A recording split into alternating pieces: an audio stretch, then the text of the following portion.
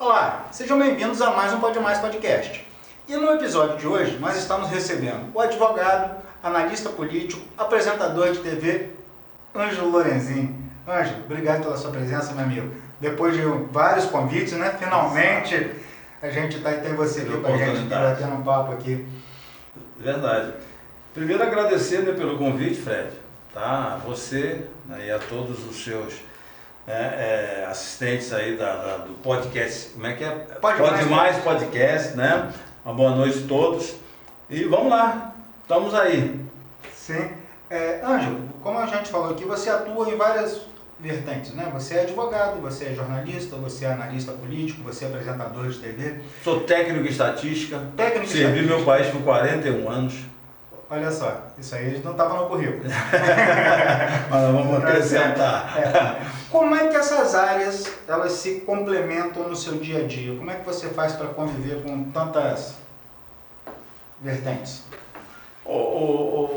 Elas se completam, por exemplo, né? A advocacia, você que faz jornalismo, você precisa, né, entender, né, e ter conhecimento em relação às leis, né? Porque senão você acaba, né, cometendo alguma coisa que possa não só prejudicar você, como a outras pessoas, né? Então, o direito e vamos dizer assim, o jornalismo, eles caminham aí bem juntinhos, né? Eu falei da parte de estatística, né, que serviu meu país. Isso também é muito importante, principalmente para a gente que faz análise, né? A estatística, sim, ela é bastante importante para a gente, né?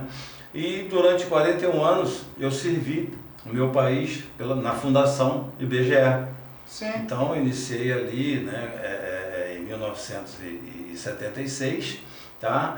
E logo a seguir foi criado o Índice Nacional de Preço ao Consumidor. Eu sou um dos 46 que produziram, que criaram, né, que implantaram o Índice Nacional de Preço ao Consumidor no Brasil, que é a ferramenta, né, que depois foi, né, para IPCA, IPCR, Índice de Preço da Construção Civil, né, e o IPCA e o INPC né? Isso aí são ferramentas para que sejam usadas na implantação das políticas públicas.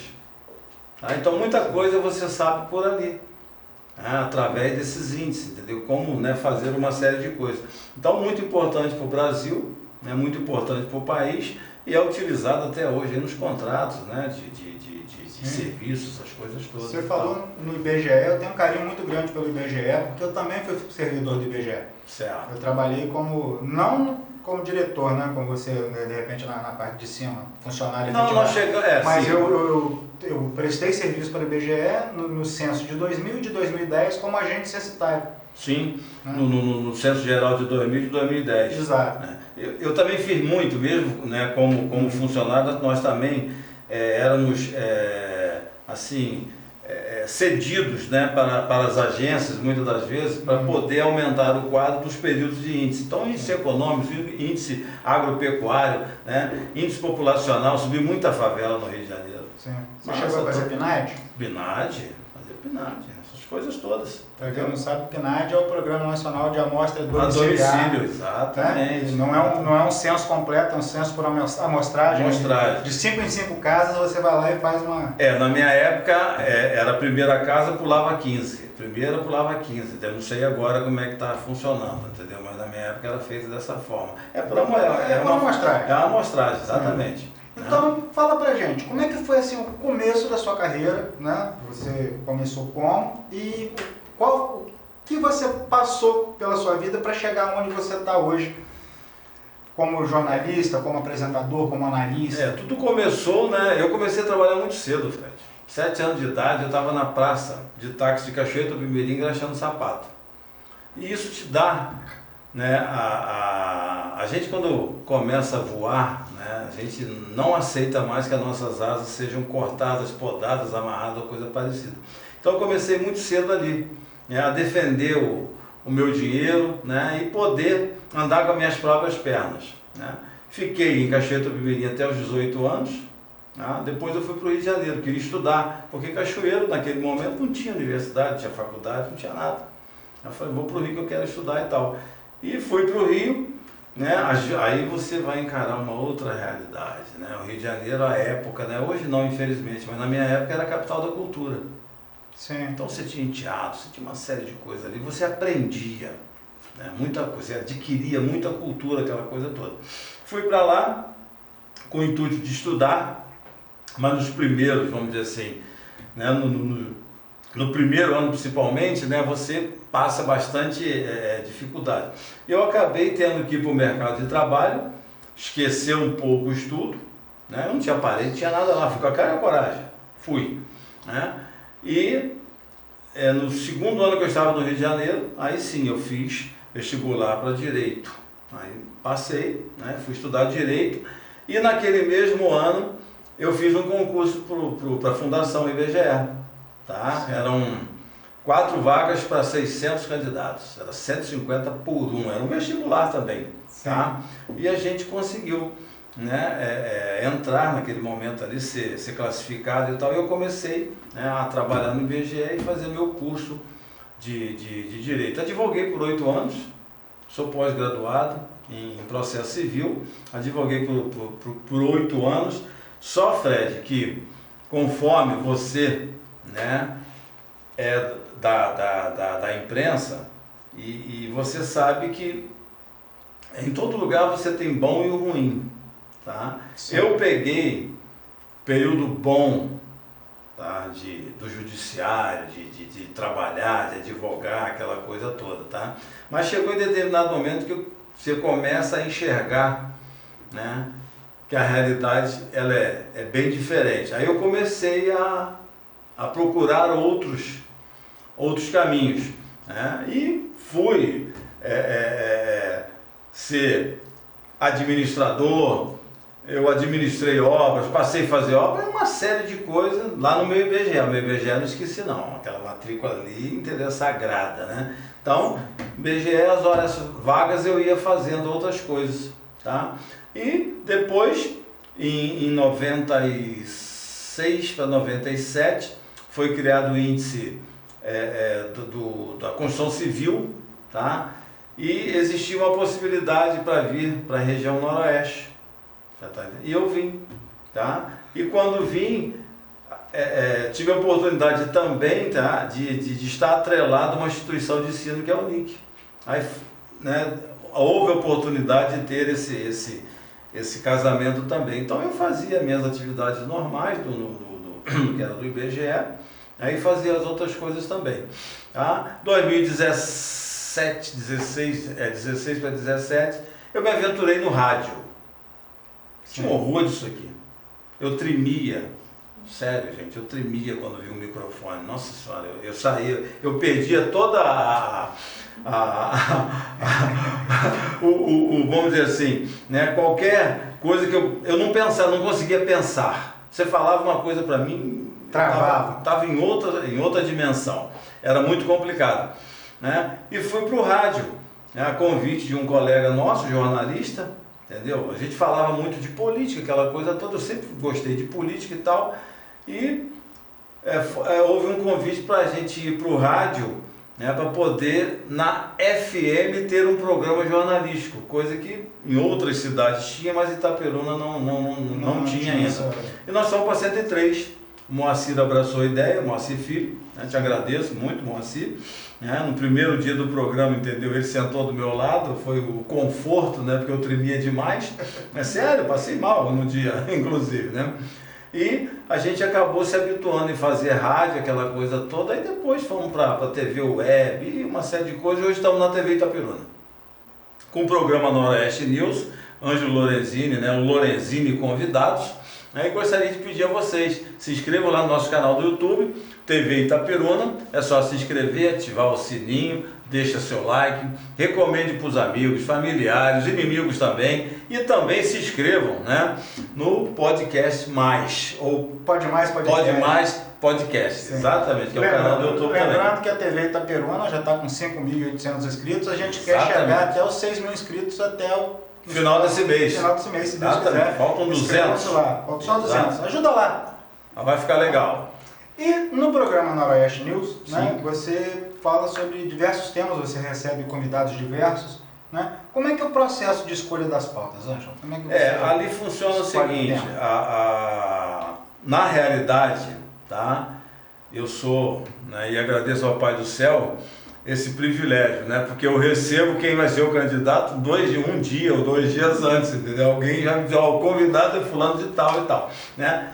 E a gente monta, né, assim, é claro, a gente estuda alguma coisa a respeito daquela pessoa que vai falar e tal, e a gente vai ali e desenrola. Então esse trabalho de convidar, né, às vezes a gente sugere alguns nomes também, né, os amigos sugerem também, mas esse trabalho de convidar, né, é o nosso patrono lá, que é o Elias Meiber, né, que é o dono do negócio, ele que criou essa televisão, ele que, né, montou tudo isso, e a gente está lá colaborando para que isso, entendeu, venha a ser realmente aquilo que o itaperunense quer, é informação.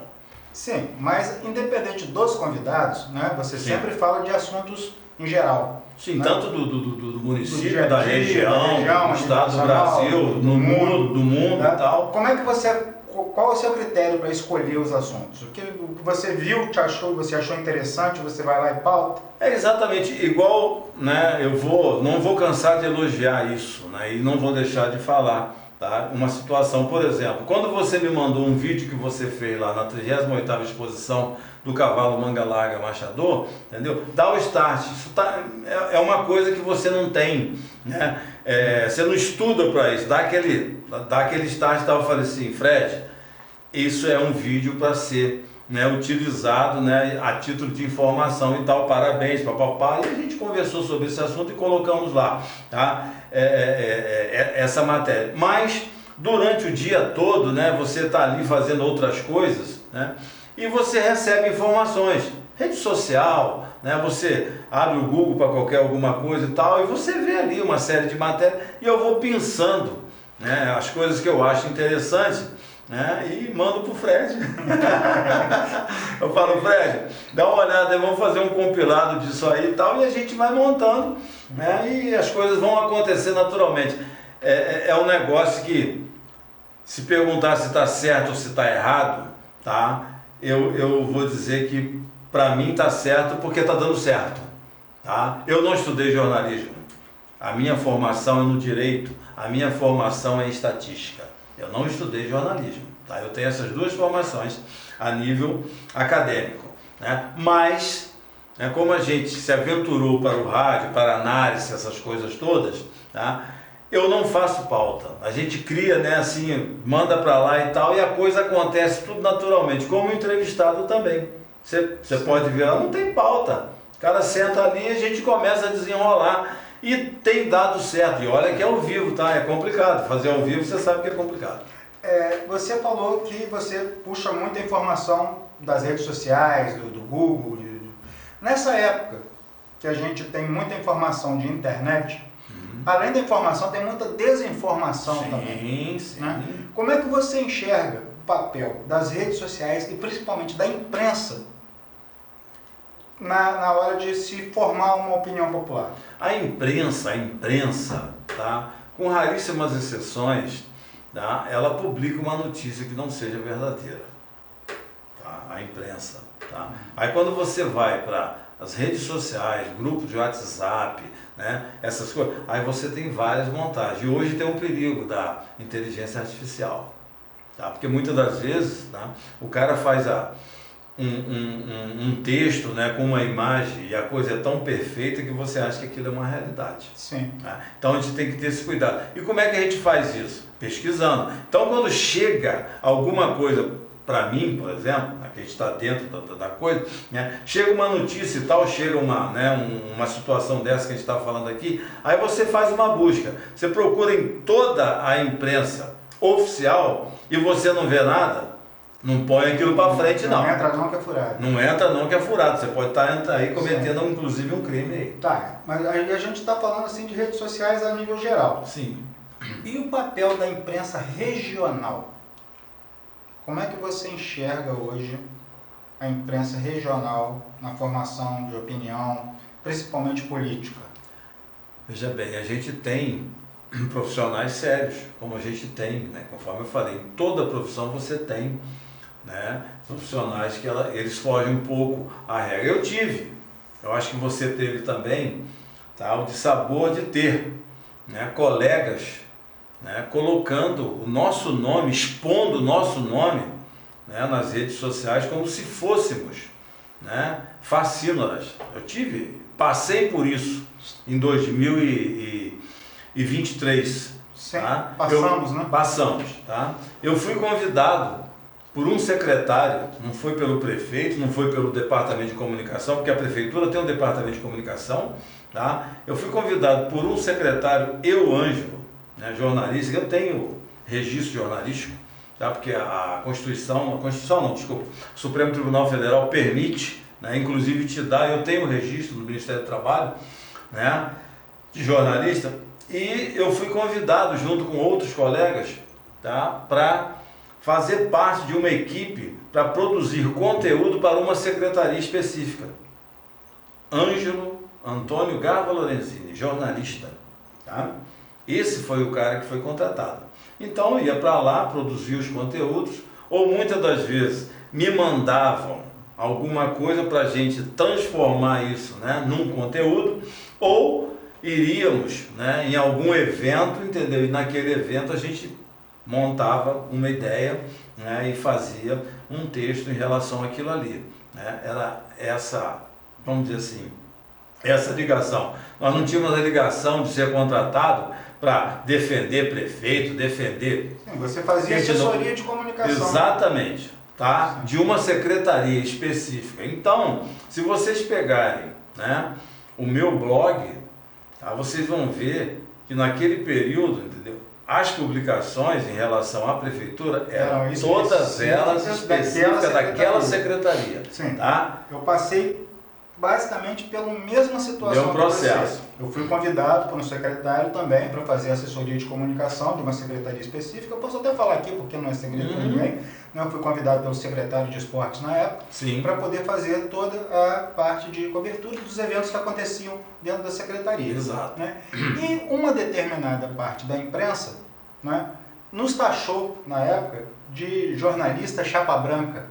Né, que nós éramos pagos para defender o governo. Exatamente. Eu não estava defendendo o governo, eu estava e outra coisa, os feitos que a Secretaria de Esportes fazia. E outra coisa que eu quero voltar, né? O contratado foi o Ângelo Antônio Garva Lorenzini, entendeu? Como, tá, assistente de comunicação. Ângelo, o blog do Lorenzini nunca foi contratado. Exatamente. Tá, pela secretaria. Então no meu blog eu publico, continuo a publicar e você publicar o que eu quiser. Correto. O que eu quiser, não é o que as pessoas queiram que eu faça. Então, no meu blog eu colocava alguns conteúdos que eu produzia da secretaria e falava também de política, de uma série de coisas ali. Notícias em geral. Notícias em geral, o que acontecia, entendeu? Uma série de coisas. Muito bem. Sim. E de todos os candidatos. Só que, em determinado momento, né, você procurava os próprios candidatos e eles não queriam, porque achavam, porque você estava, né, você, pessoa física, trabalhando numa secretaria, entendeu, que ele não tinha que te dar entrevista, você convidava o cara não queria ir, aquela coisa toda e tal. Então, sim, quem se afastou, tá, da publicidade, né, da informação, foram eles, não fomos nós que tiramos ninguém dessa situação. Exato. Foram eles que fizeram isso, entendeu? E antes dessa matéria ir para o ar, né, a pessoa me ligou dizendo assim, eu vou colocar uma matéria no ar e tal, e eu queria te ouvir. E eu disse para a pessoa tudo que eu estou dizendo aqui. Né? Então eu achava que, tudo bem, ela com você lá. eles ainda tiveram a sombridade, Sim. Comigo não tiveram. E eu achava que a partir do momento que eu dei a declaração, tá, que a matéria fosse uma matéria jornalística, não sensacionalista, tá? Porque na realidade foi isso. Nós fomos taxados de, né, vendidos, que não trabalhávamos, puxa-saco, uma série de coisas, né, que fizeram, né? E o engraçado é que as mesmas pessoas que nos taxaram de tudo isso hoje estão no governo fazendo a mesma coisa. Exatamente. Exercendo o mesmo papel. Exato. Então, esses cidadãos que se colocavam naquele momento acima do bem e do mal, que eles eram imparciais, né? Hoje, eles têm uma secretaria de porteira fechada. Estão todos eles lá dentro da mesma secretaria. Sim. Né? Então a gente precisa falar. Será que a gente pode dizer que eles estão mamando na teta, igual eles falaram da gente? Eu não vou falar isso porque, entendeu? Eu acho que eu não tenho o direito de falar, eles estão trabalhando. Sim, como nós estávamos também. Como nós estávamos trabalhando. Agora, né, você joga a pedra, você enlameia o nome das pessoas, você coloca as pessoas numa situação como essa e vocês hoje estão fazendo a mesma coisa. Aí eu pergunto, quem é o pior, eu ou você? Você disse que eu era tudo isso. E você está lá. Então quem é o pior? Eu ou você? Né? Então, é essa que fica aí. Tá? E uma outra, o Fred, eu entendo que política, eu entendo que na política, a gestão, tá? Ela tem que se ter como norte o princípio da continuidade. A gestão pública, ela tem que ter como norte o princípio da continuidade. Então, se um prefeito saiu, o que entrou, tá, é dever dele dar continuidade. Entendeu? As coisas que estão acontecendo. Muito bem. Tá? Então, essa eleição, como outras anteriores, foi, né, e no nosso município foi bastante polarizada, né? E o mote naquele momento foi a saúde. Sim. Né? Porque o problema era a saúde, né? E até hoje continua, né? O problema não vai acabar nunca, e a gente sabe por quê, né? E eu não tenho problema nenhum de falar o porquê e aonde está, né? Cansei de falar isso. Agora as pessoas têm que ter coragem, né? Quem gosta muito de jogar pedra tem que ter coragem, entendeu? De ir lá e mostrar por que é aquilo, tá? Então nós tivemos aí, recentemente, uma convocação, né, da Câmara Municipal para que, né, o secretário de Saúde fosse até aquela Casa Legislativa. Foi convocado, ele não foi convidado. E quando é convocado, ele vai sob juramento. Correto. Tá? Ali é convocação. Muito bem. Ele foi convocado, deu uma entrevista de 3 horas lá e apontou tudo o que acontecia na saúde de Itaperuna. Posteriormente, nós tivemos uma audiência pública da Assembleia Legislativa, isso é, o Legislativo Estadual dentro do Legislativo Municipal, presidida pelo deputado Jair Bittencourt, em outubro de 2023, né, onde se debateu ali a dívida do município com o hospital, né, e a preocupação do número de mortes que estavam acontecendo no município. Né? Aí eu pergunto, o que até hoje tem de resposta disso? Nada. A audiência pública já vai se fazer 2 anos, não tem nenhuma resposta. O depoimento do secretário, né, está lá, nenhum vereador teve coragem de abrir uma comissão especial de inquérito. O Ministério Público, por sua vez, também nada fez, né?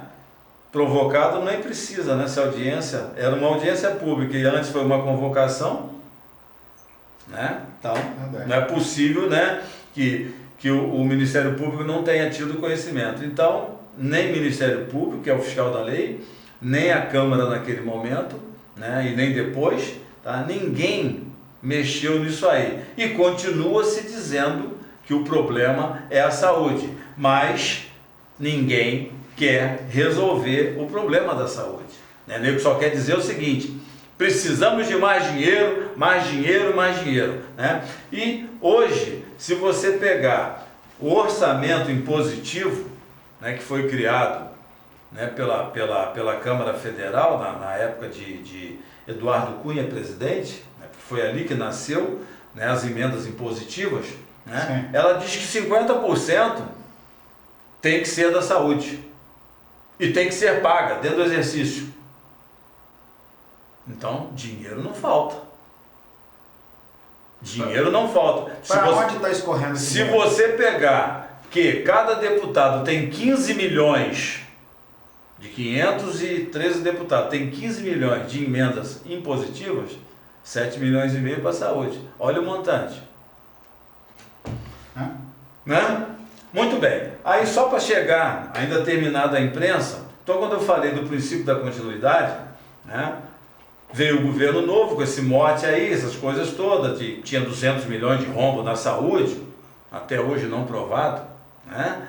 Depois acharam 437 milhões, até o momento também não provado, né? E num evento de uma inauguração de uma escola, né, o secretário interino disse que tinha mais 64 milhões na educação, até agora não provado.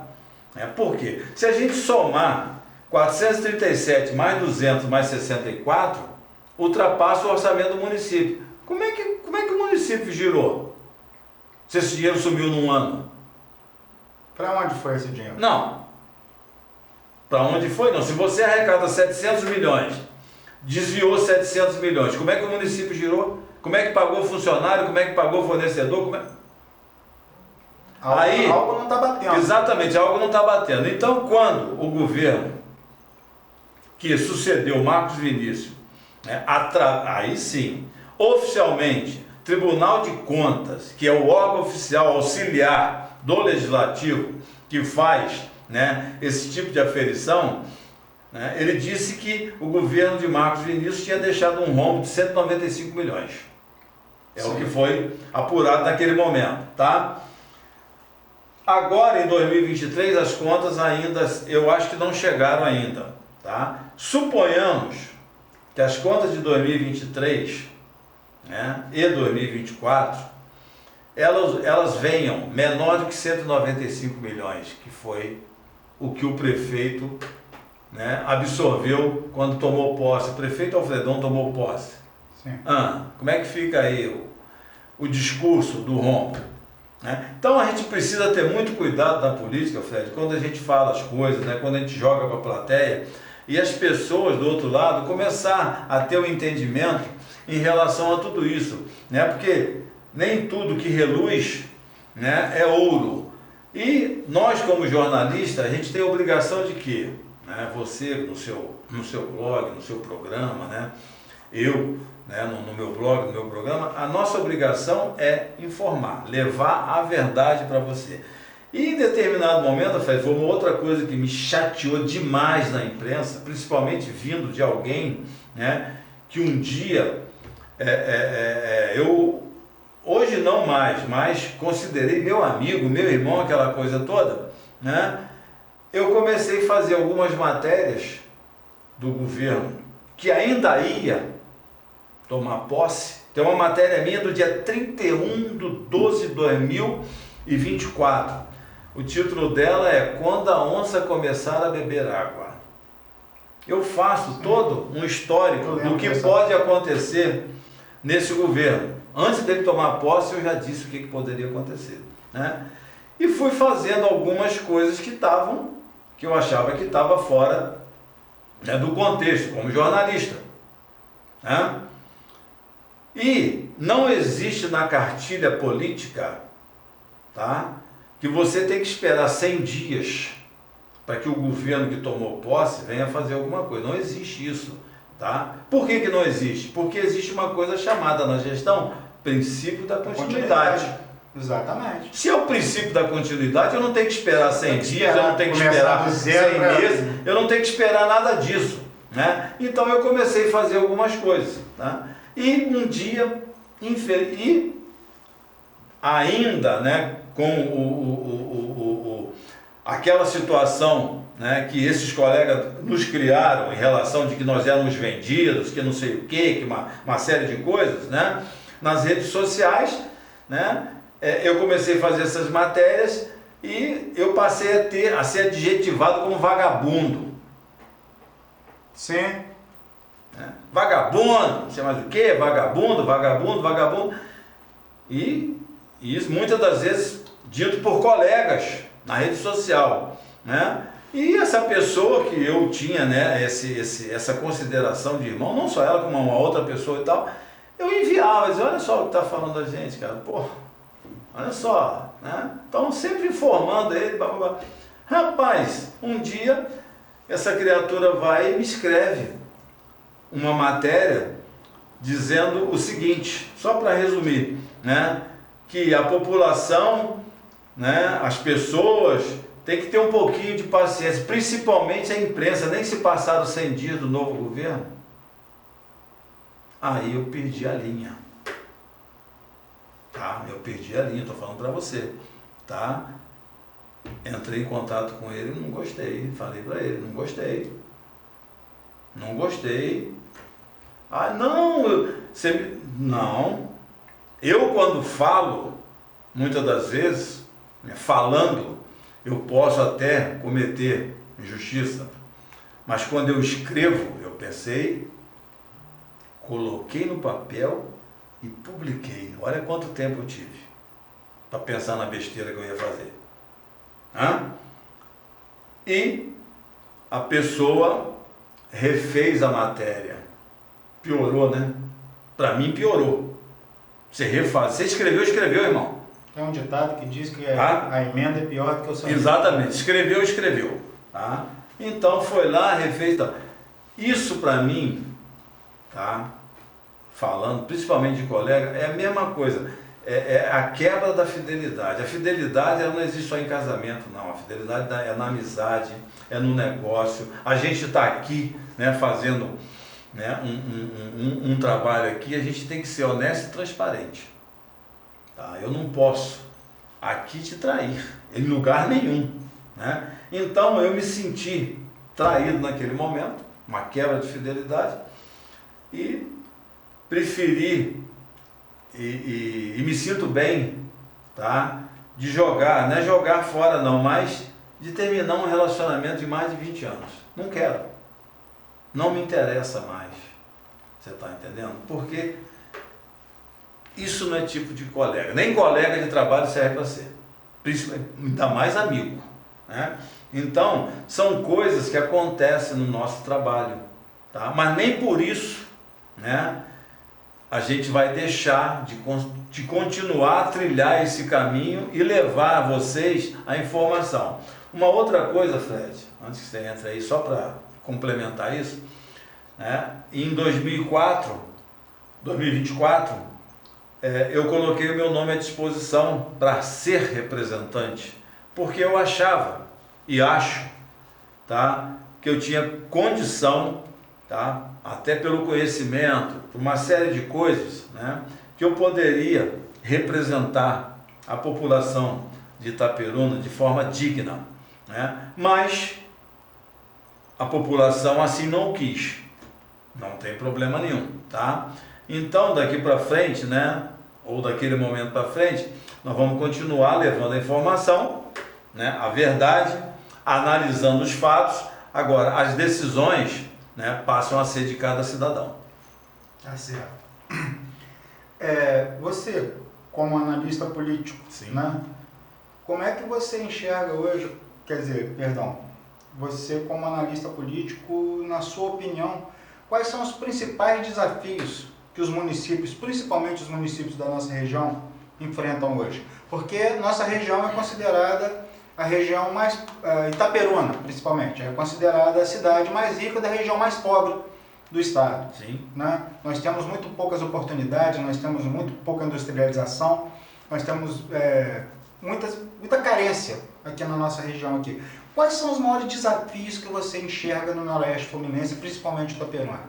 Quando a gente fala poder público, o que ele pode fazer para trazer, né, riqueza para o seu município, todo mundo diz assim, traga indústria. Não é isso que você ouve? Sim. Né? Então, temos que trazer indústria. A gente tem que entender que o estado do Rio de Janeiro, tá, é um estado que ele é voltado para serviço. Infelizmente. O Brasil quase todo hoje está assim. Infelizmente. Tá? E qual é o grande problema para você trazer uma indústria, principalmente numa região, né, igual a nossa? Tá? Primeiro, nós estamos distantes da capital quase 350 quilômetros, um pouco mais, né? Sim. Longe da capital. Alguém para trazer uma grande indústria para Itaperuna, a primeira coisa que ele procura, distância, a mão de obra, né? Se tem mão de obra qualificada, essas coisas todas, isso nós temos. Nós temos escolas técnicas, nós temos universidade, nós temos tudo como preparar essa mão de obra, né? Mas aí nós temos o problema da distância, e essa distância hoje ela é pela rodovia. Sim. Né? Apesar Então, de termos uma pista de pouso, um aeroporto. sim, mas só que ele funciona durante o dia, né? Sim. Ou o empresário chega de manhã e sai no final da tarde, tá? Ou ele tem que dormir para ir embora no dia seguinte. Muito bem, né? Só que o empresário, né, ele precisa dessa locomoção, né, de dia, de noite, de madrugada, ou o que seja. Né? Full time. Então, nós temos um deputado estadual, um deputado federal, que é privilégio. É privilégio. Uma cidade de 100 mil habitantes ter um deputado estadual e um deputado federal é privilégio. E a população de Itaperuna não quer o deputado federal. Essa é a grande realidade. Não adianta, pode brigar comigo, pode fazer o que vocês quiserem, não tem problema nenhum. Eu conheço a história de Itaperuna. Né? Nós tivemos a Egídio Tinoco. Enquanto um grupo político não terminou com a carreira dele política, não sossegou. E eles querem fazer a mesma coisa com o deputado federal existente hoje. É a mesmíssima coisa, a história se repete, tá? E a população precisa enxergar isso, porque uma representação federal para um município de 100 e poucos mil habitantes é privilégio. E outra coisa, nós somos tão privilegiados, tá? Que o deputado federal nosso não é só da região noroeste. O único eleito da região norte, noroeste, litorânea do estado do Rio de Janeiro é de Itaperuna. Sim. É de Itaperuna, tá? Todos têm defeitos, ninguém é perfeito, tá? Mas como que você molda o político? Cobrando e não jogando pedra. Não adianta você ficar jogando pedra. A gente ouve uma série de coisas, um monte de asneira, nós tivemos até processo, né, movido pelo Ministério Público, logo após a eleição desse deputado federal, né, que tinha havido um desvio de 64 milhões, se eu não estiver enganado, alguma coisa nesse sentido, da saúde para eleger. Você sabe o que aconteceu com o processo? Foi arquivado por falta de prova. Então, a gente tem que ter muito cuidado com as coisas que acontecem, né? Uma ação que é movida pelo Ministério Público, tá? Não quer dizer que aquilo seja verdadeiro, não. Há indícios, vamos averiguar essas coisas todas, mas infelizmente as pessoas já condenam, tá? Sem julgamento. Hoje nós temos o Tribunal das Redes. Exatamente, né? Sem julgamento. Então a gente precisa, né, vir com uma realidade. Então a importância disso, tá? E vamos chegar lá. E o porquê, além, né, do modal transporte, que nós só temos ele, rodoviário ou de carro, né, através de ônibus, carro ou coisa parecida, né?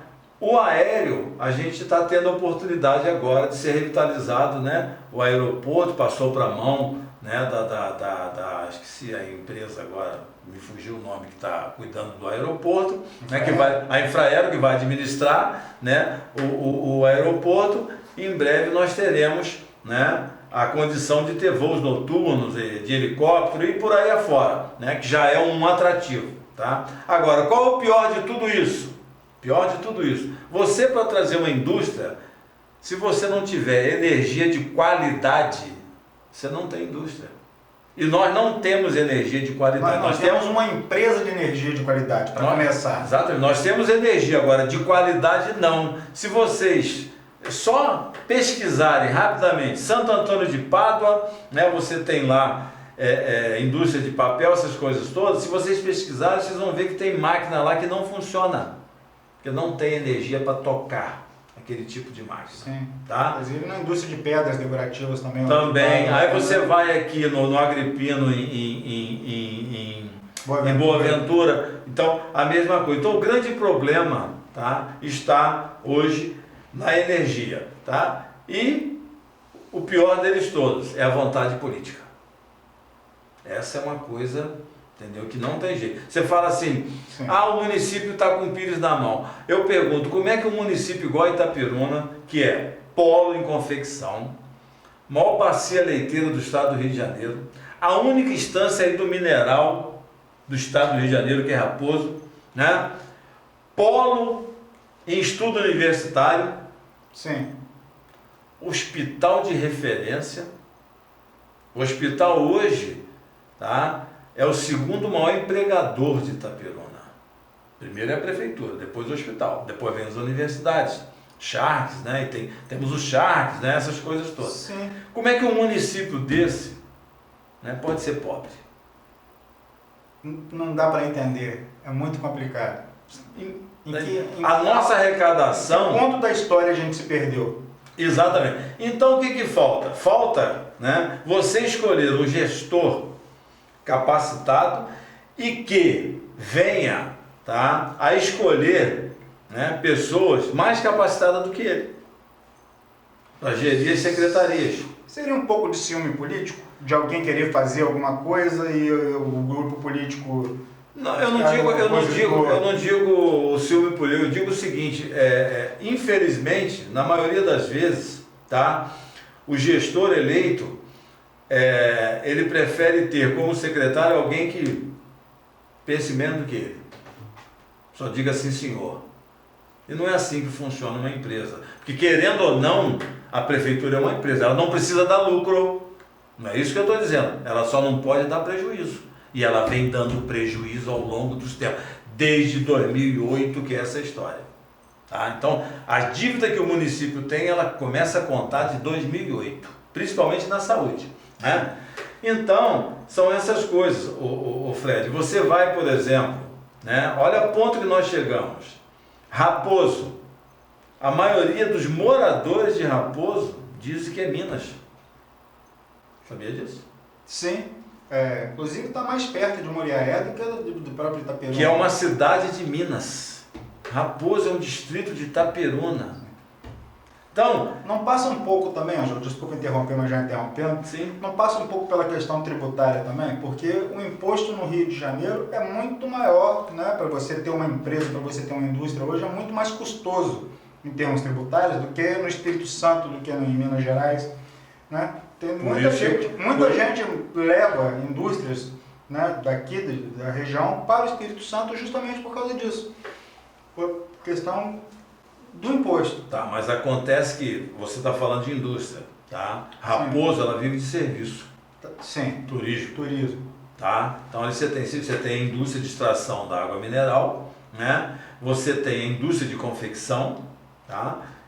Mas o forte, né, tá ali no turismo, que adquire essas coisas todas e tal, né? Então você tem ali, se eu não me engano, 9 hotéis, tá? E um X número de pousadas, né? Então você tem uma estrutura, uma infraestrutura hoteleira, né, bem maior do que o próprio sede do município. Com certeza. Né? Muito bem. Só que a Secretaria de Fazenda tem que olhar aquilo ali, tá, de uma outra forma, porque está escapando dos dedos. Sim. Tá? Aí é questão de gestão. Muita gente vem de fora, de outro estado, para vender ali e levar o dinheiro. E o dinheiro vai para outro lugar. Né? Então, essas coisas, entendeu? São detalhes que você precisa, né, equalizar. Né? E muita coisa, por exemplo, vou citar aqui, né? Algumas pessoas vão ficar chateadas. Fazer o quê? Tá? Por que todo político quer fazer uma capela mortuária? Me explica. Já viu isso? Não é de hoje. Capela mortuária. Não que a capela mortuária não seja necessária. Não, ela se faz necessária, mas a capela mortuária, tá? Ela se faz necessária no cemitério. Ela tem que estar lá no cemitério. Você vai no cemitério da Reta, onde é a capela mortuária? No cemitério. Você vai lá no Jardim da Saudade, onde é a capela mortuária? Lá no jardim. Então, por que todo bairro quer ter uma capela mortuária? Tem cemitério em todo bairro? Não tem. Então, é uma pergunta que você, cidadão, tem que começar a fazer para você. Por que toda a maioria dos vereadores brigam por uma capela mortuária no seu reduto eleitoral? Para poder bater no peito e falar, fui eu que fiz, vocês me devem esse favor. Isso é uma questão de raciocínio rápido. Né? Por que disso? Qual a necessidade disso?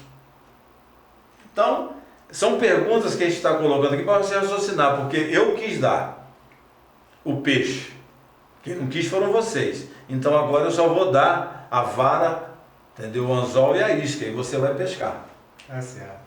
A gente estava falando aqui do Tribunal das Redes, né? Das redes sociais, que hoje em dia tudo é internet, todos os debates são levados para a internet. Né? Você acredita que a digitalização enganjou o povo mais politicamente? Você acredita que os debates passaram a ser maiores após a digitalização? Eu entendo que através da rede social, né, a informação, como também a desinformação, né, ela atingiu, né, de forma global o país, porque estatisticamente no Brasil existe 1,5 celular por pessoa. Sim. Tá? Então isso quer dizer que todos têm um aparelho, não estou dizendo que todos têm internet, tá? Mas todos têm um aparelho de celular. Se você não tem internet direto, mas em determinado local você tem uma internet que você, né, pega um Wi-Fi ali e tal, e, né, você tem um Facebook, você tem um Instagram, papapá, essas coisas todas, você tem grupos, né, grupos de amigos, de WhatsApp, aquela coisa toda, e vem a informação e vem a desinformação, tá? Claro que isso aí fez com que, né, a política ela fosse realmente, entendeu? Vamos dizer assim, uma coisa mais discutida. E isso passou a acontecer também, né, com mais, vamos dizer assim, intensidade, a partir do momento que o país entendeu, tá, que existiam dois lados. Que até 2016, por aí, 17, tá, você não tinha oposição, vamos dizer assim. Você tinha PSDB e PT, sim, que nunca foram oposição. Essa é a grande realidade, né? Então não tinha oposição. Então veio o advento, tá, de um deputado de 28 anos de mandato ganhar uma eleição com 4 milhões de reais e um celular.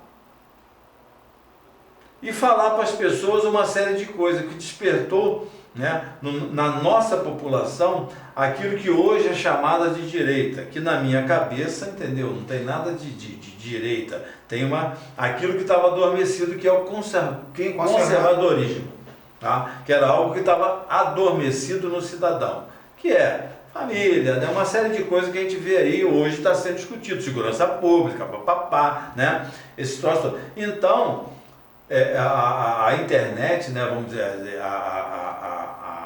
o celular, essas coisas todas aí, né, com certeza foi fundamental para que isso acontecesse. Sim. Você, na sua trajetória como político, principalmente como jornalista, você lidou com muita gente, políticos, empresários, né? Eu ia te perguntar como é que você faz para manter a sua imparcialidade, mas de imparcial a gente sabe que você não tem nada, você é um cara que tem posições firmes, né? Você briga pelas suas posições, né? Como é que você faz para manter o profissionalismo? Não digo a imparcialidade, mas o profissionalismo nessa situação. Quando você fala em imparcialidade, entendeu? Eu digo que eu sou imparcial, né? Por quê? Tá? Primeiro, né, para mim poder me posicionar, né, como cidadão, eu tenho que conhecer daquilo que eu estou falando, senão não poderia ser jornalista, né? Essa é a grande realidade.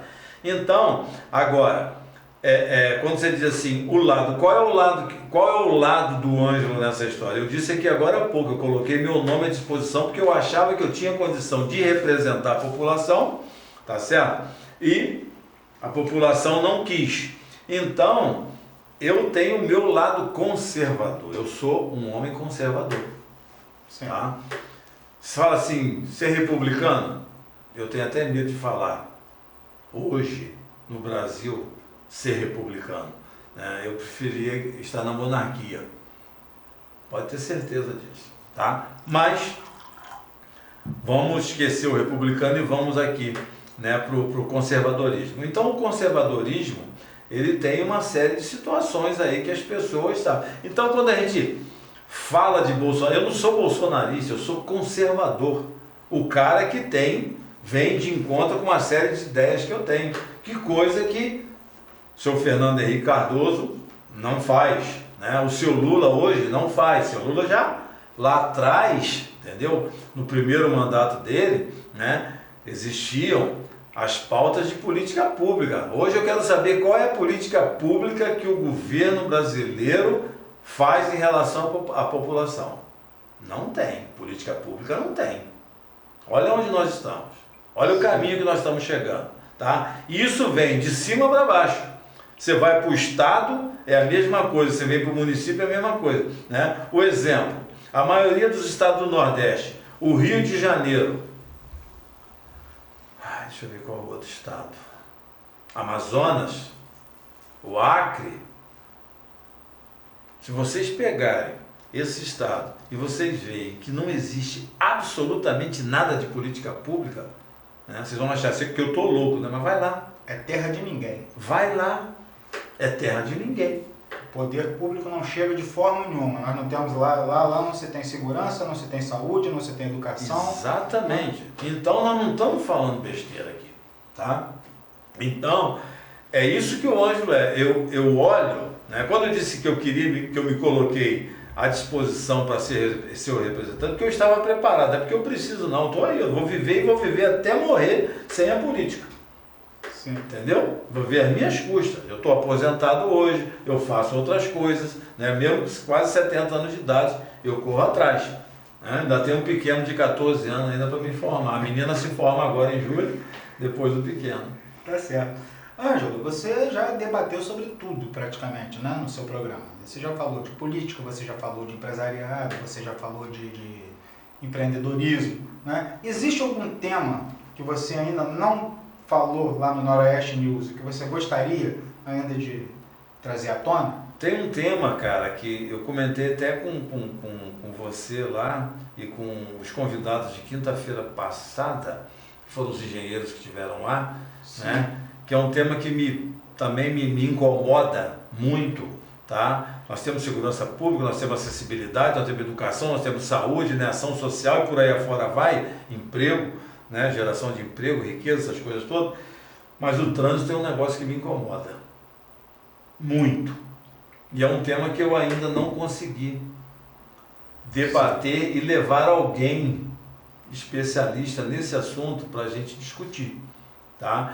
É o que eu falo para você. Mas o trânsito que você diz seria a engenharia de trânsito, sim, mobilidade urbana? Sim, a mobilidade, a acessibilidade, a gente, né, chegou a começar a conversar sobre isso, inclusive te parabenizar hoje, você e Elisa estiveram na Firjan, né, para buscar parceria para poder a gente fazer com que o poder público entenda que a acessibilidade se faz necessária, né? Em todos os sentidos. Sim. Não é só para quem tem, né, algum tipo de deficiência, não. Para todos nós. Hoje a gente não consegue mesmo normal andar na rua. Essa é uma grande realidade. É verdade. Você não consegue. Você imagina o cadeirante, você imagina o deficiente visual, né? O auditivo e por aí afora. Né? Então, é um assunto que a gente começou, né? Esse nós já começamos a debater. E eu gostaria de debater o trânsito em todo sentido, porque hoje o trânsito está matando, e muito. Sim. Em Itaperuna, eu estou falando em Itaperuna, está matando. Está deixando pessoas com sequelas. Sim. Tá? Isso tudo por falta de se debater, educar. Esse mês tem o Abril Amarelo, todo ano tem um Abril Amarelo, um dia. Na realidade é Maio Amarelo. É o Abril, né? Abril ou Maio? Não, na realidade, aqui em Itaperuna teve uma distorção aí, né? Sim, mas aqui é Abril Amarelo. Iluminaram o Cristo de amarelo, mas o mês de conscientização do trânsito é maio. É o Maio Amarelo. Mas eles vão fazer esse mês aqui. Já estão fazendo. O Cristo está pintado de amarelo, quando deveria estar pintado de azul. Exatamente. Pintado, não, iluminado. Iluminado. Não. Então a pergunta que se faz é a seguinte: uma vez no ano?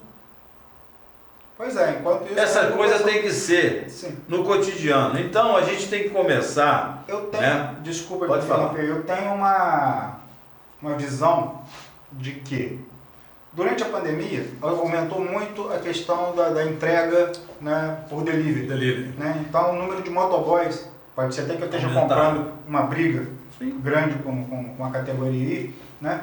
mas aumentou muito o número de motociclistas, né, de entregadores de moto aqui em Itaperuna. E boa parte deles não respeita as leis de trânsito.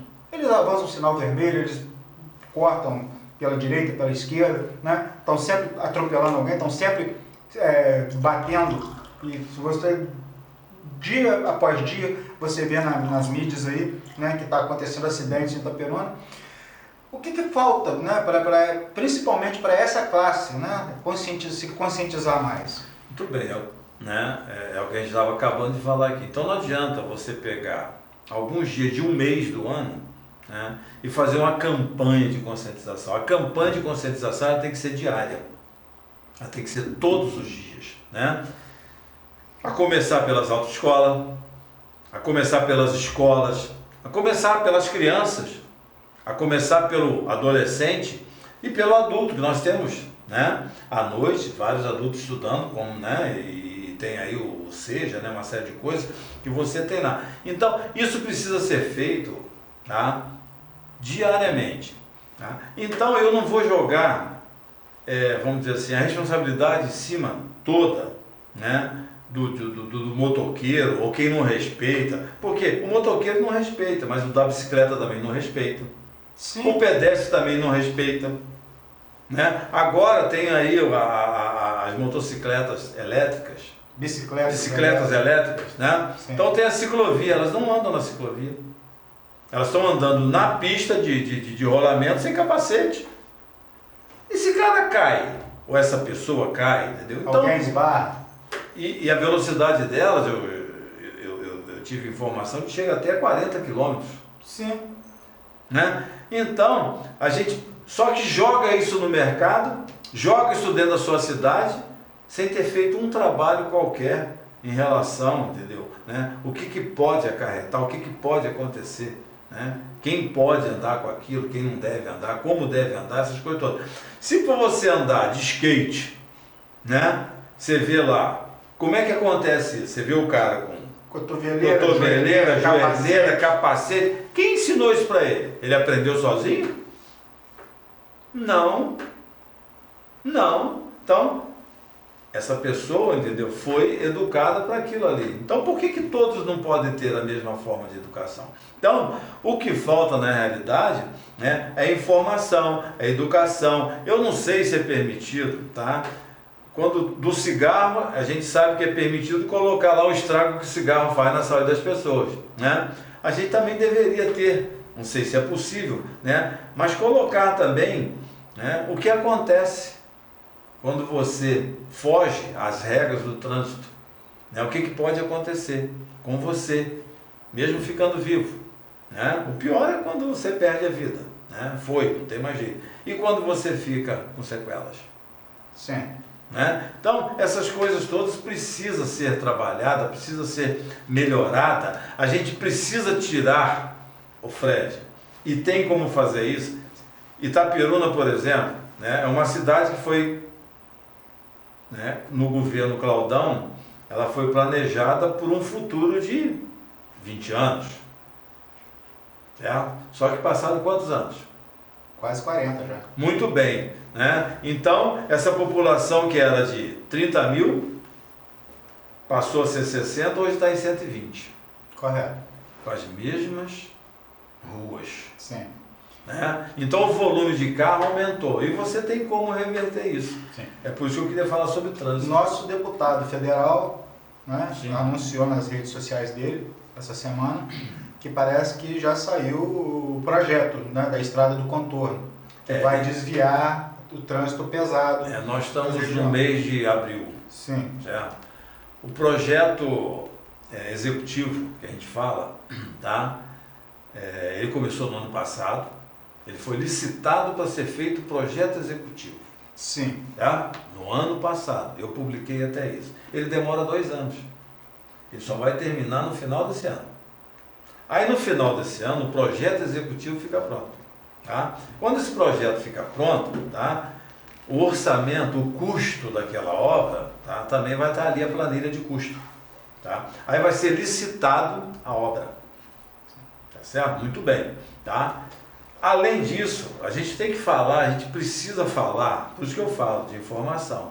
né? Eu não passo pano, eu não sou parcial, conforme você, eu sou imparcial, eu não passo pano, eu tenho que falar para o meu, né, ouvinte, pro ouvinte do telespectador, né, do Fred. Eu digo, né? que você é parcial, que eu falo que você tem as suas opiniões formadas. Não, opinião formada é como, não quer dizer que eu seja imparcial, né? Muito bem. Então, a gente precisa dizer a verdade. Então, o projeto desse é 2 anos, e termina agora em dezembro, conforme o deputado falou, que no final do ano vai ser licitado, né? A licitação vai vir da obra, né? Ela é licitada em cima de uma planilha de preço, papapá. Agora, para você iniciar a obra, tá, você tem que ter todas as licenças ambientais, e ela não acontece do dia para a noite. Correto. Tá? Existe desapropriação a ser feita. Até agora não foi feita. Essa desapropriação vai ser o município, o estado ou o governo federal? Eu não sei quem vai fazer a desapropriação. Tá? Subentende que seja o governo federal, uma vez que é a rodovia é federal. Correto. Tá? Então, a gente tem esses trâmites todos. Tá? Pode ser licitada a obra, né, agora, já no início de 2026, mas isso não quer dizer que ela irá iniciar, porque nós temos esse problema. Sim, claro. Tá? Agora, aí você vai dizer assim, mas pô, e aí, como é que faz? Tem forma de fazer. Tá? Então, qual é a forma de você agilizar esse processo? Se eu sou o prefeito eleito do município, carreta só começa a passar aqui depois de 10 horas da manhã. Entendeu? Sim. A partir das 10 horas da manhã você vai poder passar. Tá? E depois só a partir de 8 horas da noite. Que é a hora do rush, né? Na hora do meu rush aqui, não passa carreta. Só vai passar caminhão. Só vai passar os caminhões que irão passar são os caminhões de entrega, que poderão entrar, aquela coisa toda. Agora o resto não vai passar. Quando eu faço isso, eu vou criar um problema. Para quem? Né? Para a mineradora. Não, principalmente para a mineradora. O caminhoneiro, o que ele vai fazer? Né? Então, a mineradora, o porto. Aí eu começo a trazer para o meu problema, tá, as pessoas que estão me trazendo o problema. Correto. Então, né, seria uma forma de pressionar. além do deputado estar lá em cima do ministro para poder fazer com que, né, a licitação ocorra, tá? A gente precisa, deputado, que o senhor também, né, sente com o prefeito do município e começa a criar essa estratégia para ele te ajudar, né, a fazer com que essa obra venha realmente sair rapidamente do papel. Porque a partir do momento que o Porto do Açu entrar no circuito, que é o maior interessado, a coisa muda de você circuito. tem um peso, porque ali não é só minério não, aqui não passa só minério dentro da nossa cidade não, aqui passa grão voltando, é minério descendo e o grão voltando. Correto. Soja, papapá, sobe, tá entendendo? Então, você começa, se você cria um problema, entendeu? Para quem está criando o problema para você, você vai atrair ele para o seu lado para que esse problema seja minimizado. Então, política é isso. Sim. Mas existe uma lenda urbana, aqui em Itaperuna também, de que o próprio comércio de Itaperuna se opõe à estrada de contorno, porque eles alegam que eles vão perder receita, porque as pessoas não vão mais passar por dentro da cidade. Mas algum caminhoneiro para tomar um cafezinho no barzinho da esquina? Não para, tá? Até porque não tem nem lugar para estacionar. E outra coisa, tá? Que eu vou dizer para você. A partir do momento que eu fizer a estrada do contorno, tá? Muitos comerciantes irão migrar para lá, com restaurante, com seu barzinho, essas coisas todas, entendeu? Eles vão ter aqui e poderão ter lá, eles não vão perder. Não vai perder. Essa é a grande realidade, tá? Porque aqui eles não param. Um carro pequeno ou outro que para, tá? Mas a maioria não para. Primeiro que ele quer passar e ir embora. Ele quer comer no Pitucão. Ele vai almoçar lá no Pitucão, vai almoçar lá no Espírito Santo, na chegada lá da BR. Sim. Ah, ele já rodou, saiu de Minas Gerais, por exemplo, rodou 3 horas e tal, ele vai parar, não vai ser Itaperuna que ele vai parar. Com certeza. Você não tenha dúvida disso, né? Então, não é Hoje não é argumento, tá? Lá atrás, em 96, eu vi muita gente poderosa aqui fazer a cabeça das pessoas, né? E dizer que isso ia acontecer, e as pessoas acreditaram. Mas essa não é a verdade, a realidade está aí. Onde caminhão para? Eu nunca vi. Você viu alguém parar no Amarelinho para tomar um cafezinho ali no Amarelinho? Para! Como é que você para uma carreira? Exatamente, para! Então, complicado, gente, né? vamos, né? É o que eu falo, vamos buscar vamos buscar informação e começar a pensar. Mas eu vou te pedir só um minutinho, porque a gente precisa de falar dos nossos patrocinadores. Claro, deve. Né? Em primeiro lugar, faturar. Oficina da Massa, né? A melhor pizza da região. Acabamos de degustar. Tava boa? Muito boa, Né? muito então, boa. Do jeito que eu gosto. Pizza em Itaperuna, referência Oficina da Massa. Né? Matheus, obrigado pela parceria de sempre. Né? Um abraço, Matheus. Também a Drogaria Saúde Farma, que é a entrega mais rápida da cidade. Ligou, chegou. Tá? E a melhor opção para você tirar sua carteira de motorista, para você se habilitar, Autoescola Opção. Né? Que fica ali na rua Rafael Vasconcelos, pertinho do Fluminense, da loja 1 do Fluminense. E a loja 1 lá no bairro Niterói. Bairro Niterói. Exatamente. E nós temos também a nossa assessoria jurídica, né, doutora Gisele Azevedo, que não deixa a gente falar bobagem aqui. Isso aí, tá ali. Doutora, obrigado pela parceria de sempre. Tá ali, só tomando conta da gente. Certo. Ângelo, a gente está chegando no final do nosso bate-papo. Bacana. Uma pena, né, porque a gente teria conversa aí para... Mas não vamos fazer no programa. A gente pode conversar lá também. Agora, pela prazo, vamos ver no Noroeste News. Isso. Né? Queria que você deixasse um recadinho aqui para os nossos ouvintes aqui, para os jovens que querem entrar no jornalismo, na política, né? Qual o conselho que o Ângelo Lorenzini daria? Jornalismo. Procure sempre informar a verdade. Tá? E sempre que você vê uma matéria que não seja verdadeira, também vai lá e dá o recado. Essa é a obrigação de todo jornalista. Política. Entre nela para fazer a diferença. Entrar nela, né, para ser igual ao que está aí, né, vai ser daí para pior. Porque em 2000 eu comecei, tá? A gente fala do governo, a gente fala de gestão, essas coisas todas, isso só acontece porque o legislativo é omisso ou é conivente. Sim. Tá? Porque se não houver omissão, se não houver a conivência, a coisa funciona. Porque a partir do momento que você fiscaliza, funciona. Vou dar exemplo meu, tá? Eu moro na Apolinário Cunha. Tá? Muito bem. Eles tiraram um quebra-mola, fizeram 2 novos quebra-molas, tá? E pegaram, né, o que era do quebra-mola antigo, né, e simplesmente jogaram próximo à Boca de Lobo que tem na rua Apolinário Cunha. Uma rua que enche toda vez que chove, não precisa chover nas cabeceiras para o rio encher, não. Choveu, né? Empoça. Dentro de Itaperuna, essa rua enche. E colocou próximo à Boca de Lobo, que é, vamos dizer assim, a que funciona ainda na rua para sugar a água. Muito bem. Esperei passar uma semana e fui lá e fiz uma filmagem dos quebra-molas novos, sem a pintura de advertência, que é aquela amarela, né, que eles colocam, né? E o entulho desse quebra-mola que foi, né, removido, né, próximo à Boca de Lobo.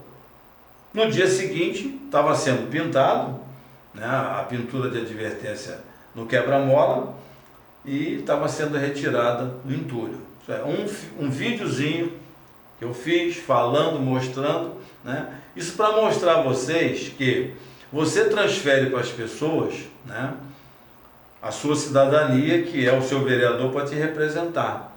Mas se você quiser, entendeu? A partir do momento, né, que ele passa a fazer parte dessa promiscuidade aí, que é estar legislativo e executivo dizendo que meu governo, nosso governo, eu nunca vi disso. Os poderes são independentes e harmônicos.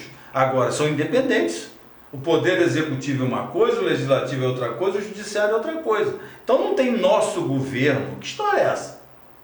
Né? Então vamos começar a enxergar isso, vamos começar a ser cidadão, vamos começar a cobrar. Você paga caro o teu imposto é suado, muito suado, caro, né?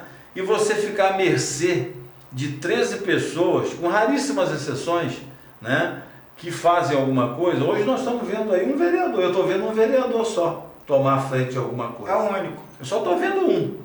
Inclusive fez até uma matéria agora. Inclusive vejo vereadores batendo palma para declarações de prefeito. Isso aí eu acho meio estranho. Não, a coisa... Meio estranho não, é um absurdo. Exatamente, um evento, né? O chefe do executivo fazendo uma crítica a um vereador. Uma crítica, né, a um vereador, enaltecendo o seu deputado. Em cima dessa crítica ele enaltece seu deputado, e o presidente da Casa Legislativa aplaudindo. Isso é, né, o seu colega de trabalho sendo ali, né, colocado numa situação de piléria, né, e ele batendo palma. Se eu sou vereador, na próxima sessão eu esculhambo ele lá dentro da Casa Legislativa. Mas o vereador falou. Falou? Falou. Parabéns. Na sessão de segunda-feira. Parabéns, mas eu esculhambava ele. Falou, presidente, estou muito triste com a sua atitude. Exatamente, mas eu esculhambar mesmo, eu ia colocar ele no lugar dele. Então, quando a gente se propôs, é por isso, porque a gente tem conhecimento, a gente tem a visão do que pode ser feito. Eu sou cidadão igual a você, eu pago imposto igual a você, eu tenho filhos igual a você. Né? Falou-se tanto, uma série de coisas, né? Tá aí, estão cobrando kit escolar. Mas não foi prometido que logo no primeiro dia teria o kit escolar? Então, qual é a mudança que tem aí? Aonde estão os vereadores que foram eleitos dizendo que ia fazer a mudança? Cadê? Qual é a mudança? É o que eu disse, eu estou vendo o vereador pedir capela mortuária, né? O outro indo lá fiscalizar. Peraí, você... Vereador é fiscal de obra? Não, ele é fiscal do contrato, licitado. Então, muito bem. Se está sendo feito... É o vereador que dá ordem de serviço? Claro que não, é o prefeito. Lógico que não, é o prefeito. Então, por que eles falam, a minha obra, fui eu que pedi, fui eu que mandei? E outra coisa, para você fiscalizar uma obra, tá? Você tem que ter em mãos, primeiro, né, o processo licitatório todo e a planilha de custo, para você pegar essa planilha ali, entendeu? Né? Ver o que foi orçado e ver se o asfalto está com 7 centímetros, né? Se foi usado o grout, o que foi usado. Você tem noção disso? Está fiscalizando o quê? Você não tem noção de nada, absolutamente nada. Você não tem noção do que é o regimento interno da casa. Você não conhece isso. Se você não conhece regimento, você não conhece lei. Então você, para ser vereador, primeiro, você tem que conhecer a lei orgânica do município, a Constituição Estadual, a Constituição Federal. Tá? Isso aí é básico. E o regimento interno. Você não sabe nenhum dos 4. É verdade. Essa é a grande realidade. Infelizmente. Infelizmente. Ângelo, estamos chegando ao nosso final. Queria te agradecer muito. Eu te agradeço, cara, a oportunidade. Foi uma luta conseguir trazer você aqui. Convites foram vários, né? Mas finalmente a gente teve essa oportunidade de estar batendo esse papo aqui. Né? Queria te parabenizar. Obrigado, irmão. Pela sua posição firme, forte. Né? E para você que gosta de conteúdo como esse, eu gostaria que você entrasse no nosso canal no YouTube, né? Pode Mais Podcast, se inscrevesse no canal, acionasse o sininho de notificação para ficar por dentro de todas as novidades que acontecem, né? E deixe o seu like, que ajuda o algoritmo a entender que você gostou do nosso conteúdo e para o YouTube espalhar o nosso conteúdo para mais pessoas, né? Ângelo, nós estamos ficando por aqui. Muito obrigado pela sua presença e até a próxima. Eu que agradeço. Boa noite a todos.